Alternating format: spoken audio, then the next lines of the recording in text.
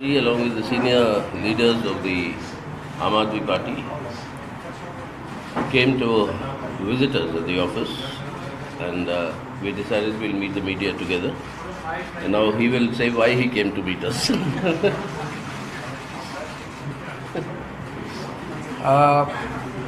जैसा आप लोग जानते हैं कि दिल्ली के लोगों के अधिकार छीनने वाला जो मोदी सरकार ने अध्यादेश जारी किया, 8 साल की लड़ाई के बाद 11 मई को सुप्रीम कोर्ट ने आदेश दिया था कि भारत एक जनतंत्र है। जनतंत्र के अंदर चुनी हुई सरकार को जनता के काम करने के लिए पूरे अधिकार और शक्तियां होनी चाहिए। 2015 में मोदी सरकार ने एक नोटिफिकेशन जारी करके हमारी पावर्स छीन ली थी। जो पावर्स शीला दीक्षित जी के पास होती थी वो पावर्स हमसे सारी छीन ली गई, सरकार को पंगु बना दिया गया। उसके बावजूद भी हमने काफ़ी काम किए, हम ही जानते हैं कैसे काम किए। लेकिन 8 साल की लड़ाई के बाद दिल्ली के लोगों को न्याय मिला सुप्रीम कोर्ट से। 11 मई को सुप्रीम कोर्ट का आदेश आया और 8 दिन के अंदर ही 19 मई को मोदी सरकार ने अध्यादेश पारित करके सुप्रीम कोर्ट के आदेश को ख़त्म कर दिया, नल एंड वॉइड कर दिया, कैंसिल कर दिया सुप्रीम कोर्ट के आदेश को। और मोदी सरकार ने कहा कि दिल्ली के लोगों को कोई अधिकार नहीं है। ये दिल्ली के लोगों के न केवल अधिकार छीने गए, बल्कि एक तरह से दिल्ली के लोगों को तमाचा मारा गया, दिल्ली के लोगों का अपमान किया गया कि तुम जो मर्जी सरकार चुन लो, उसको काम नहीं करने देंगे हम। ये मोदी सरकार का संदेश है दिल्ली के लोगों को, आप जो मर्जी सरकार चुनिए, हम आपको काम नहीं करने देंगे। ये अध्यादेश आया है और ये अध्यादेश अब बाद में मॉनसून सेशन में संसद में आएगा। तो संसद में जब आएगा तो राज्यसभा में भारतीय जनता पार्टी का बहुमत नहीं है। 238 सदस्य हैं जिसमें 93 केवल बीजेपी के हैं। तो अगर सारी नॉन बीजेपी पार्टीज़ एक साथ आ जाएं तो इस अध्यादेश को गिराया जा सकता है। तो इसीलिए आप लोग देख रहे हैं कि मैं एक पार्टी अध्यक्ष से जाके मिल रहा हूं और उनकी हम सपोर्ट मांग रहे हैं कि जब ये संसद में बिल आए तो वो दिल्ली के लोगों के साथ खड़े हों, दिल्ली के लोगों को न्याय दिलाएं। दिल्ली के लोगों के साथ बहुत बड़ा नुकसान हुआ है, दिल्ली के लोगों का बहुत बड़ा धोखा हुआ है दिल्ली के लोगों के साथ। तो इसी सिलसिले में मैं ममता बनर्जी से मैडम से मिलने गया था, उन्होंने सपोर्ट जाहिर किया।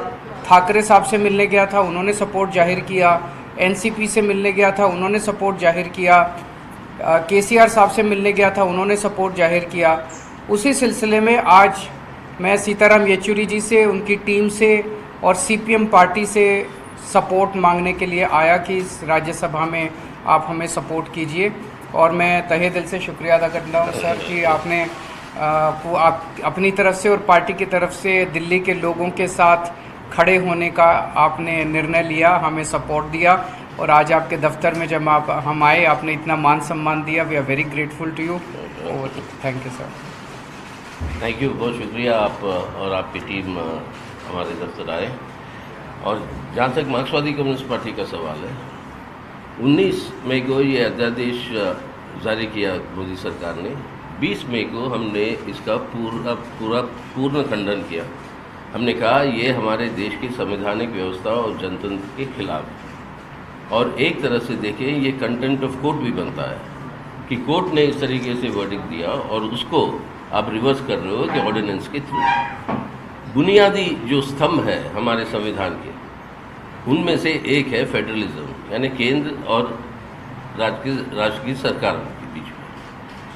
अब सेंटर और स्टेट्स के बीच में जो रिलेशंस है, उसको तो पूरा टोटली उल्लंघन करते हुए डिस्ट्रॉय कर रहा है ये मोदी सरकार।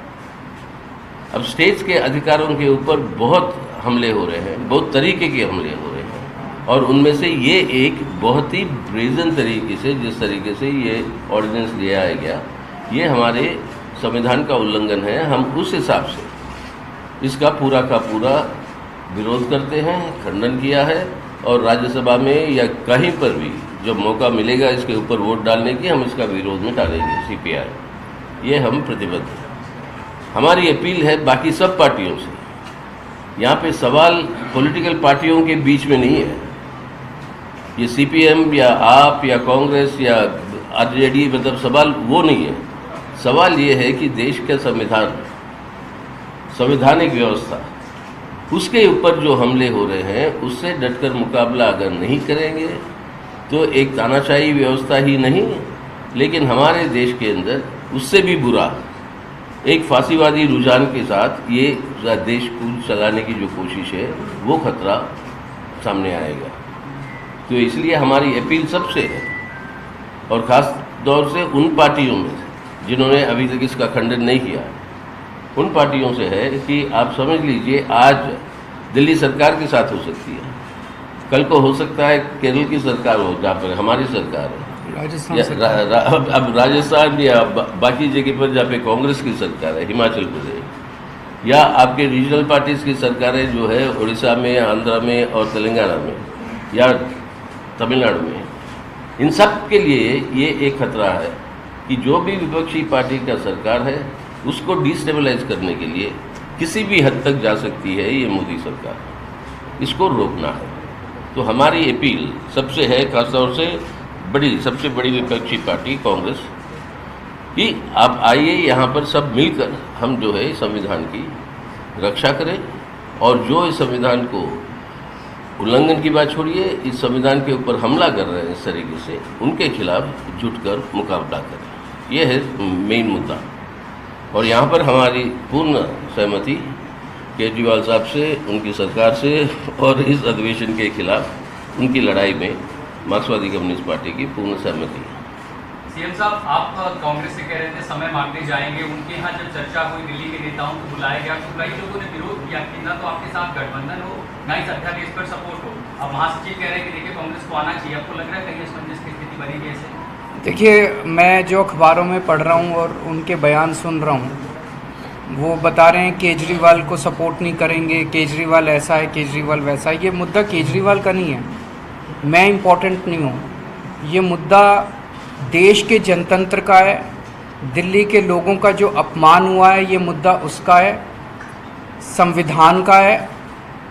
मेरी उनसे निवेदन है कि केजरीवाल को छोड़ दीजिए, केजरीवाल को सपोर्ट मत कीजिए, लेकिन मोदी सरकार ने जो दिल्ली के लोगों का अपमान किया, दिल्ली के लोगों की सारी शक्ति छीन ली, तो दिल्ली के लोगों के साथ खड़े हुई है। आज इन्होंने दिल्ली के साथ किया है, जैसा अभी येचुरी साहब ने कहा, कल को अगर ये राजस्थान सरकार के साथ खड़े होते हैं, के राजस्थान के खिलाफ ऐसा ऑर्डिनेंस पास करते हैं, तो हम उसके खिलाफ खड़े होंगे। हम ये नहीं कहेंगे ये कांग्रेस का मामला है कि बीजेपी का मामला है, ये देश का मामला है, तो हमें देश के साथ खड़े होना है। तो उन्हें यही तय करना है कि वो मोदी जी के साथ खड़े हैं कि जनता के साथ खड़े हैं। मेरे साथ सपोर्ट करने की बात नहीं है, जनता के हकों को छीना जा रहा है, संविधान को रौंदा जा रहा है। ऐसे में तो पूरे देश के 140 करोड़ लोगों को, सारी पार्टियों को साथ आके और इसका जम के विरोध करना चाहिए। मेरा सवाल दोनों से है कि सुप्रीम कोर्ट को दो मोटो जो है तो वो लेना चाहिए था, कंटेम्प्ट हो रहा है, आप जैसा कह रहे हैं। अभी एक्चुअली छुट्टियां हैं, इसीलिए उन्होंने देखो बदमाशी की। 11 मई को ऑर्डिनेंस आया, वो सुप्रीम कोर्ट का आदेश आया, इन्होंने ऑर्डिनेंस लाने की तैयारी 11 मई से शुरू कर दी थी, अंदर हरकतें चल रही थी, लेकिन 19 मई को शाम को 5 बजे जैसे ही सुप्रीम कोर्ट छुट्टी पे गया, रात को 10 बजे ऑर्डिनेंस ले आए। इनके दिल में काला है, इन्हें पता है कि सुप्रीम कोर्ट में ये टिकेगा नहीं, तो ये 1 महीना इन्होंने बर्बाद किया। तो अब ये ऑर्डिनेंस को इन्होंने, एक तो सुप्रीम कोर्ट में चैलेंज हम करेंगे ही करेंगे, सुप्रीम कोर्ट जैसे ही खुलेगा हम सुप्रीम कोर्ट भी जाएंगे, लेकिन जब ये राज्यसभा में आए तो सारी पार्टियों को मिलकर एक संदेश देना चाहिए कि हम चाहे किसी भी पार्टी से हो, इस पार्टी से हो या उस पार्टी, देश सुप्रीम है। और जब देश की बात आएगी, जब संविधान की बात आएगी, जब जनतंत्र की बात आएगी, तो कोई पार्टी अलग नहीं है, हम सारी पार्टियां मिलकर इसका विरोध करेंगे। दिल्ली